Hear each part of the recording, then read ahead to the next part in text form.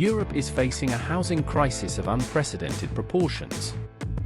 In cities from Stockholm to Athens, rental prices have skyrocketed by 40 to 60% in just 5 years. Young families can't afford homes. The middle class is being priced out of city centers. And across the continent, one question dominates political debate: what role does illegal immigration play in this crisis? Today, we're diving deep into the data. We'll examine the numbers country by country, separating fact from fiction, and exploring how irregular migration intersects with Europe's housing shortage. This isn't about politics, it's about economics, demographics, and the real numbers behind one of Europe's most contentious issues. Let's break it down.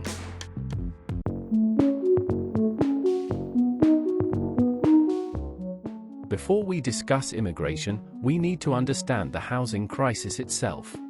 And make no mistake, it is a crisis.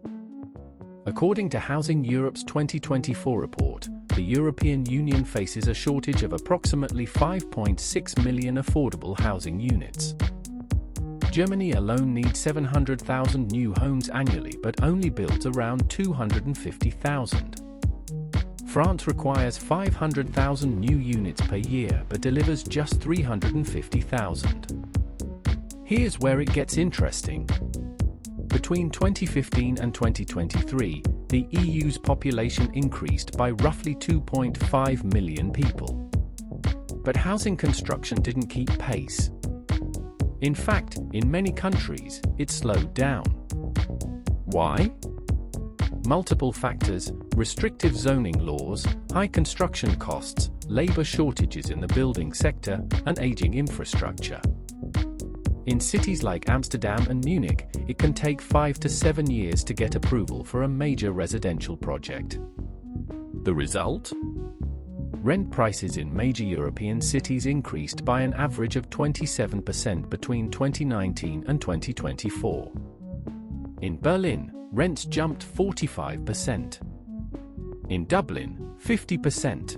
In Barcelona, 38%. Now, let's add immigration to the equation.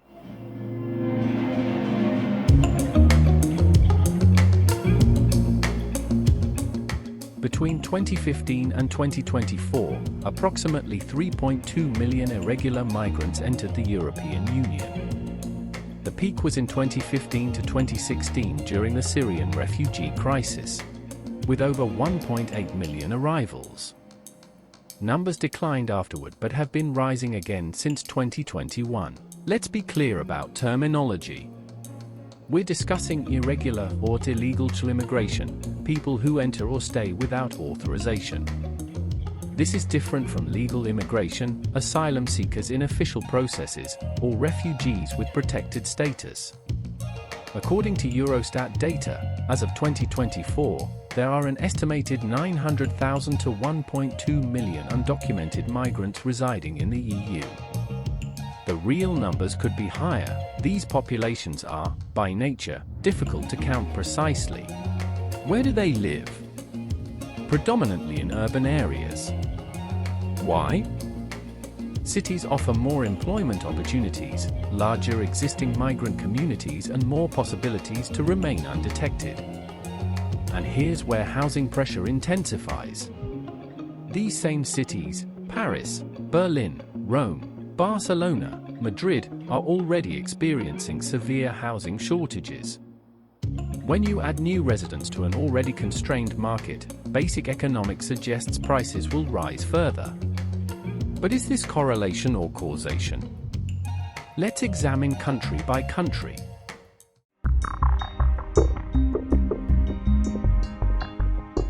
Germany presents perhaps the most complex case.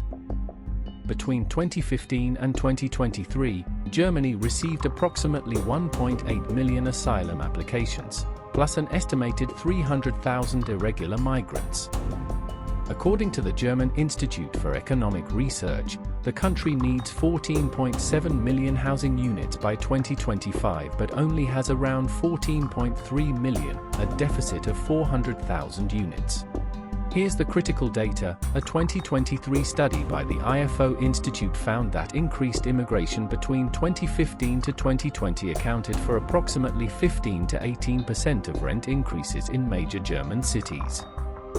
The remaining 82 to 85% resulted from other factors: insufficient construction, low interest rates driving investment demand, and restrictive rental regulations that discouraged new development.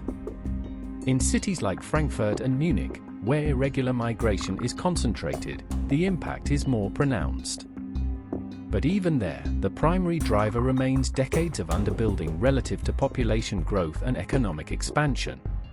Italy, as a Mediterranean entry point, received roughly 670,000 irregular arrivals between 2015 to 2024, according to the Italian Ministry of Interior.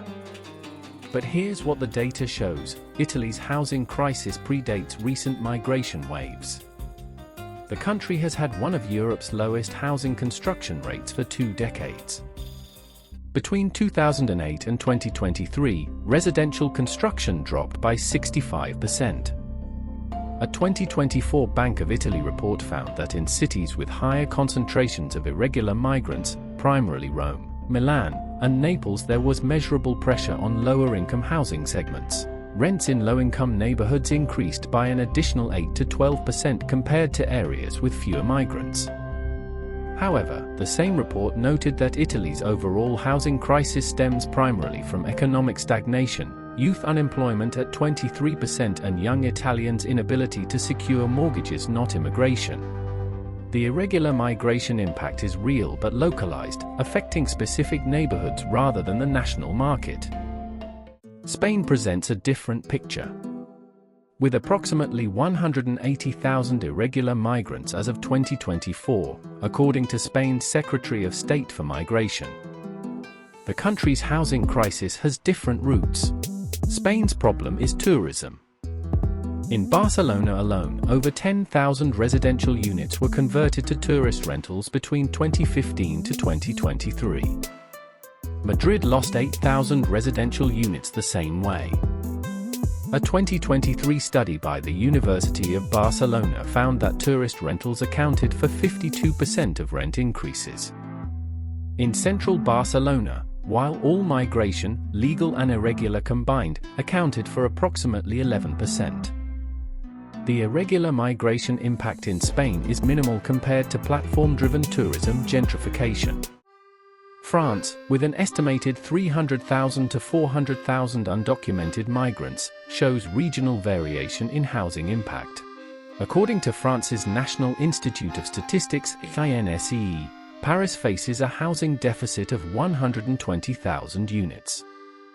But here's the breakdown. A 2024 study found that irregular migration pressure accounted for roughly 6 to 9% of rental price increases in the Île-de-France region. The primary drivers? Strict building height restrictions dating to the 1970s, extensive historic preservation zones limiting development, and, critically, a massive shortage of social housing. France needs 500,000 new social housing units but has built fewer than 100,000 annually since 2015. Irregular migrants do compete for the limited low-income housing stock, intensifying pressure in specific arrondissements. But the crisis would exist without them. Sweden received approximately 400,000 asylum seekers between 2015 to 2020, with an additional estimated 70,000 irregular migrants. Sweden's case is particularly instructive. According to Statistics Sweden, the country experienced severe housing shortages in cities like Stockholm and Malmö after 2015. A comprehensive 2022 study by Uppsala University found that the 2015 to 2016 migration wave accounted for 22 to 28% of increased housing demand in major Swedish cities, the highest percentage we've seen. However, Sweden also had pre-existing structural problems: extremely strict rent control laws that discouraged construction, restrictive zoning, and one of Europe's longest housing queues, averaging 9 years in Stockholm. Even before 2015. The migration surge exacerbated an already dysfunctional housing system rather than creating the crisis from scratch.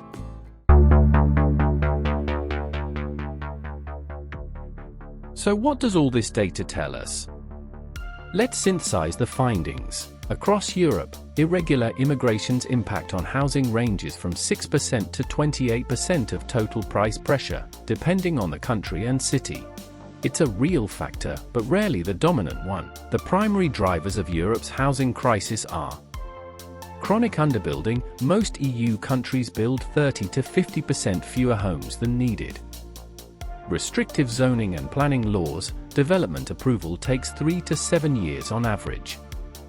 Construction labor shortages. The sector lacks 2 million workers EU-wide. Investment property demand. Low interest rates until 2022 drove speculative buying. Tourism platform displacement. Airbnb and similar removed hundreds of thousands of units. Population aging. Fewer young people entering the housing market as buyers. Migration pressure, both legal and irregular, concentrated in urban centers. Here's something crucial that data reveals. In cities where irregular migrants concentrate, they compete primarily in the low-income rental sector, precisely the segment with the least new construction and the most acute shortages. A 2024 European Central Bank report found that luxury and mid-market housing actually has oversupply in many European cities. The crisis is concentrated in affordable housing, where irregular migrants, low-income workers, students, and young families all compete for inadequate supply. This creates a pressure cooker effect in specific neighborhoods, making the immigration impact feel much larger than aggregate statistics suggest.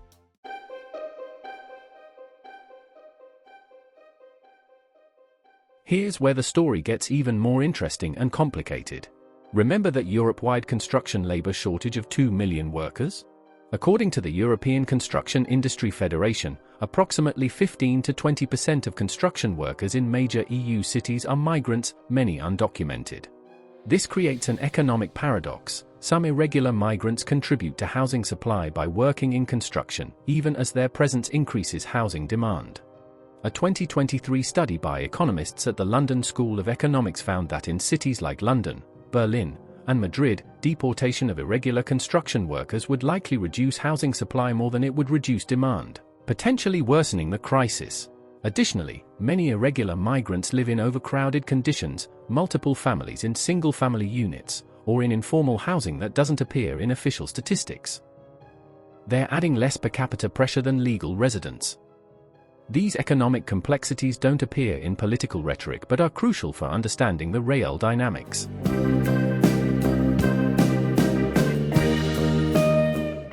So where does this leave us? What can the data tell us about solutions? First, the evidence is clear. Addressing irregular immigration alone won't solve Europe's housing crisis. Even if every undocumented migrant left tomorrow, the EU would still face a 4.5 to 5 million unit shortage. The crisis requires multi-pronged solutions: building more housing, streamlining approval processes, incentivizing construction, and directly funding social housing development. Zoning reform, allowing higher density development near transit, converting commercial spaces and reducing restrictive regulations. Addressing tourism pressure, regulating short-term rentals and protecting residential housing stock. Managing migration, both legal and irregular, with realistic integration plans that include housing needs in policy calculations. The data shows that irregular immigration is neither irrelevant nor determinative. It's a complicating factor in a crisis with deep structural roots. Countries with stronger social housing programs and more flexible construction frameworks like Austria and Denmark have managed migration pressure better than those with rigid, market-dependent systems. The lesson? Housing policy matters more than immigration policy for solving housing crises. Europe's housing crisis is real, complex, and painful for millions of residents. Irregular immigration is part of the story. The data confirms it adds measurable pressure, particularly in specific urban neighborhoods. But the data also confirms it's not the main story. Decades of underbuilding, restrictive policies, and economic changes have created a crisis that would exist regardless of migration patterns. Solutions require honest assessment of all contributing factors, not political scapegoating or denial. The numbers don't lie. Europe needs millions of new homes, and it needs them regardless of who lives there. And let us know in the comments, what housing solutions do you think would work best? Thanks for watching. If you found this analysis valuable, subscribe for more data-driven investigations into Europe's most pressing issues.